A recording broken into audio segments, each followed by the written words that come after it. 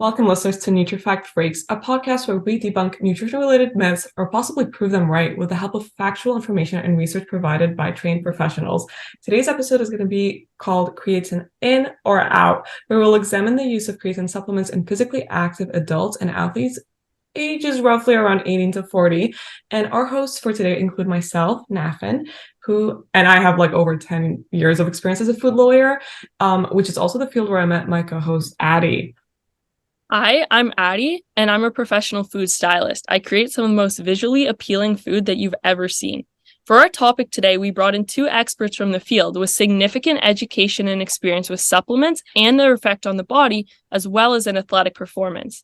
We want to introduce you to our first guest speaker, Micaiah, a quality assurance manager at the Food and Drug Administration, well known as the FDA.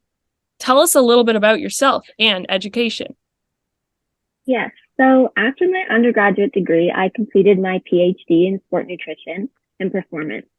The years I spent working with a variety of different researchers and high-profile athletes definitely pushed me to land a role in administration to help ensure that guidelines actually reflect the research findings in literature. That's so cool. We also have Lero, a renowned food chemist who also assesses the way supplements react with our bodies when we consume them. So Lero, what path did you take to get into this field?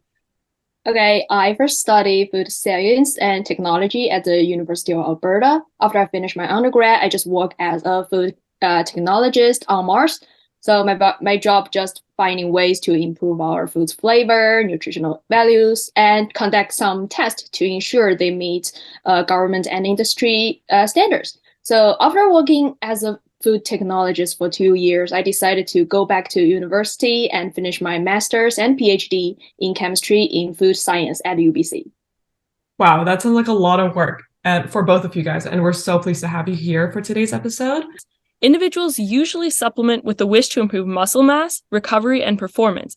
Today, we are going to debunk myths and have educated professionals answer important questions regarding supplementation and physiological effects of creatine. But the most important thing is that before we start discussing creatine supplementation, Micaiah, can you help us understand and establish what creatine actually is and does in our body? Of course. So creatine is found naturally throughout skeletal muscle as well as in the liver, brain, kidneys, and testes. The majority of creatine stores are found in skeletal muscle, in which approximately 2/3 of the supply is stored as phosphocreatine, with the rest stored as just free creatine. About 1 to 2% of intramuscular creatine is broken down daily and excreted in the urine, and replenishment of creatine occurs either through dietary intake or it is synthesized via a two-step process involving select amino acids. And so when you mention replenishment through dietary intake, is it like just exclusive to supplementation, or do we like actually consume creatine like in the food that we eat? No, so it's definitely not just exclusive to supplementation. There are natural sources of creatine in our diets which are sufficient in supplying our body sources. Examples of this would be in like meat or fish. An average individual would store about 120 to 140 grams of creatine in their skeletal muscle. Supplementation is more prevalent in the fitness industry. That's really interesting. So to follow up on that, though, is creatine essential to have in an individual's diet, or is biosynthesis sufficient in creating necessary levels for us? So no, creatine is not an essential dietary nutrient. The rate of biosynthesis in the body creates enough creatine to maintain normal levels. So in terms of chemistry, is creatine considered a protein since it's made up of amino acids? Well, although creatine contains nitrogen and is made from amino acids, but it does not form peptide bonds or undergo deamination, which means the removal of nitrogen by the kidney creatine. Therefore, it is not a protein actually. Okay, so from my own research that I did like in preparation for this podcast, I know that once creatine reaches the cell, it becomes phosphorylated, which I believe is the process where you kind of add a phosphate group by an enzyme that is known as creatine kinase. Is there a specific reason why this kind of occurs, Lero? Well, the purpose of this reaction is because PCR is needed during exercise to produce ATP, which is the body's form of energy. So during high intensity exercise, the muscle require more energy, and so ATP demand is really high. This triggers our PCR to break down, which results in the formation of ATP that can be used for energy. Additionally, PCR plays a very important role in preventing overaccumulation of byproducts of other systems. So it is also known as an energy buffer. Oh, okay. That kind of answers my question. Perfect. Thank you. And I guess one last thing, just like to set the foundation, is there any creatine content differences between males and females? So no, there is actually no significant difference. Creatine levels are similar between men and women. Okay, perfect. And just to follow up, so Micaiah, do you mind expanding on the changes that actually occur in muscles due to creatine supplementation? Yeah, of course. It is important to recognize that creatine supplementation, like previously mentioned, primarily targets to increase the body's creatine pool. So having a larger creatine pool allows the resynthesis of phosphocreatine to be more efficient. Phosphocreatine is used by our muscles to act as an energy buffer for adenosine triphosphate, or ATP concentration. ATP is what our muscles use for energy to help produce contractions and force. So in other words, the breakdown of PCR provides our muscles ATP over a short period of time as our other energy systems like glycolysis and aerobic oxidation start to kick in. Therefore, increasing creatine through supplementation means that our PCR resynthesis occurs at a faster rate and enhances anaerobic output and muscle peak torque production. So yeah, that's really cool. So what I'm getting from that is, does creatine help improve short-term performance since it primarily affects the buffering system or PCR breakdown? Yeah, so that is essentially the role of creatine in our muscles during exercise performance. I should add that the short-term bout of exercise should also be high intensity. That requires great force production to really help activate the PCR system. That's really interesting to hear, like, especially since it's never really discussed in the media. But before we get into that, I do have one more question for you. Yeah, so you're right. Lack of information in the media sources drives me nuts, but I will leave that for later. Go ahead with your question. So far, you've been asking all the right ones, so keep them coming. Really glad about that, Micaiah. Okay, so now that we've established a foundational understanding of creatine, its role in the body, and how supplementation affects the body, I guess I want to know if there's a specific method of supplementation that results like optimal results. Like, for example, how many grams should individuals consume, and like, is there a specific time for consumption? Yeah, so that's a great question. There isn't really an optimal method that results in the greatest improvements, if I'm being honest. There is a widespread belief that individuals must go through a creatine loading phase in order to achieve desired results. This means that they would consume around 20 to 25 grams of creatine per day for about a week, followed by a daily maintenance phase, which follows about 3 to 5 grams per day. Although this accelerates improvements in performance, you can still obtain similar outcomes by consuming the standard 3 to 5 grams per day. It just takes longer. You'd have to do it for a longer period of time. Therefore, I guess it would depend on the person and their goals.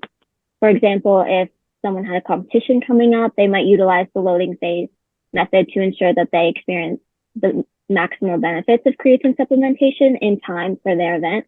They should just split their daily intake of the 20 to 25 grams into smaller doses, since consuming more than 10 grams at one time can trigger some gastrointestinal distress. That's really interesting, and that's a really good point. And now I just have a question for Lear. So should they consider kind of consuming their daily dose before or after they actually work out? Well, to be honest, it is highly debated, but a study conducted by Antonio and Siscom in 2013, they suggested that consuming creatine directly after a workout might be more beneficial, since it was correlated with greater improvements in increasing fat free mass and strength. That makes a lot of sense. This episode is brought to you by KT Tape. Sore leg after a game of soccer, arm after hard workout for basketball, or maybe sore fingers after a very hard climbing session. They've got you covered. Thank you. And so now as we move into more of the media information, so creatine has become a very well-known and commonly used supplement to boost performance. The media has also drawn attention to this topic, and I've noticed that there are more and more articles about creatine in the media, and more people are learning about creatine through media. Is that a good thing? Yeah, so we definitely can't deny that the media can play a great role in spreading information. The media makes it easy for the public to access information about creatine, but we have to be aware that the media contains a lot of bias, inaccurate, and even wrong information sometimes. Media tends to exaggerate to make a story, and creatine was unlikely to be the cause of some horrible situations that were mentioned in the media. If an article you read online is not supported by reliable scientific evidence, then you need to be skeptical of what it says and kind of make your own judgment, do your own research further than what you just see in front of you. Yeah, that's actually so true. Like personally, from my own experience, I've been like seeing a lot of negative biases like against creatine in the media. So I guess like I would ask, what's the most common myth about creatine that you have heard or read about in the media, Lyra?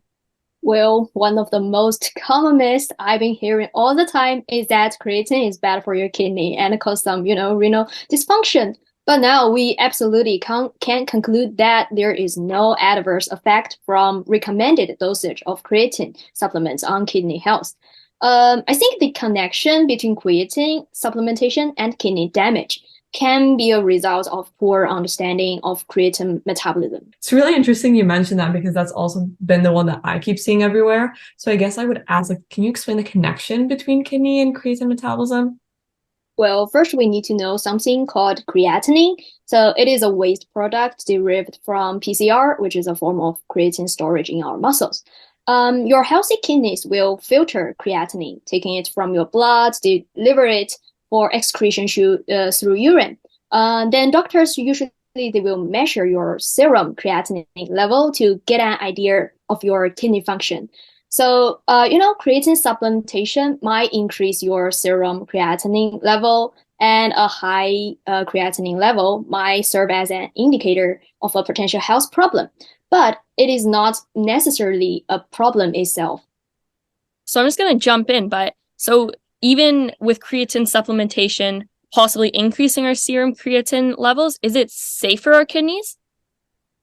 Yes, absolutely. You're completely right. So the increase in serum creatinine level usually is negligible. So study even found no change to your serum creatinine after a long-term creatine supplementation for athletes.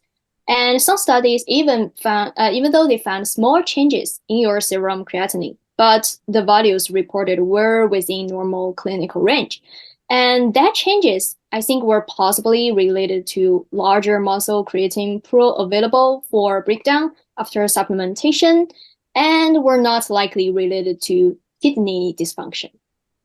That's really interesting and definitely a good thing to discuss.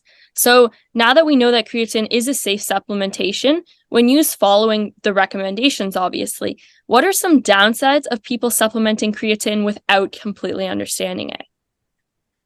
Okay, so if you don't understand the purpose of creatine supplementation and the dose that you should take, you're just likely going to waste your money on creatine, and you're not going to achieve the improvement that you want to see in your performance. Like we mentioned before, creatine supplementation works best with activities that really rely on PCR systems like sprinting and resistance training. So if you are an endurance athlete, creatine supplementation is not really beneficial. Moreover, excessive doses of creatine might upset your stomach, like many other supplements. When you consume too much, your stomach can't really tolerate it, and you might feel uncomfortable, and that can have an effect on your performance as well. Yeah, for sure. Thank you so much for that. So we've covered a lot of ground in the last about 15 minutes. I'm not sure about you guys listening, but I would definitely benefit from a quick recap of what we've covered. For sure. I think I have caught the grasp of it a little, but I think we now know that creatine is naturally occurring. It's a naturally occurring substance. It's kind of produced in our body, but we can also obtain it through food and I guess supplementation. The primary function of supplementation is to, however, increase the pool in relation to performance. So increasing efficiency of phosphocreatine resynthesis. So I guess supplementation is more beneficial for athletes since it helps them in particular muscle strength improvements and even power. So I believe it's more anaerobic output that is increased with supplementation. And we also have noticed and learned that the general consensus regarding optimal supplementation of creatine for quicker exercise improvements involves a loading phase and a maintenance phase of about 20 to 25 grams of creatine is adjusted among meals per day in the loading phase and followed by a maintenance phase of about 3 to 5 grams of creatine per day. Studies also show that longer periods of time spent consuming 3 to 5 grams per day without the loading phase can yield similar results, just not as quickly. And as Micaiah mentioned, when creatine should be taken with respect to exercise. It's really debated among experts whether it's before or after. However, it seems based on that article that post-workout consumption of creatine may be more beneficial in increasing free mass and strength. Yes, that is true. Also, thanks to Lyra, we've also debunked some of the myths going around in the media surrounding creatine supplementation. So now we know that the recommended creatine doses don't really have adverse effects on the kidney function of healthy individuals.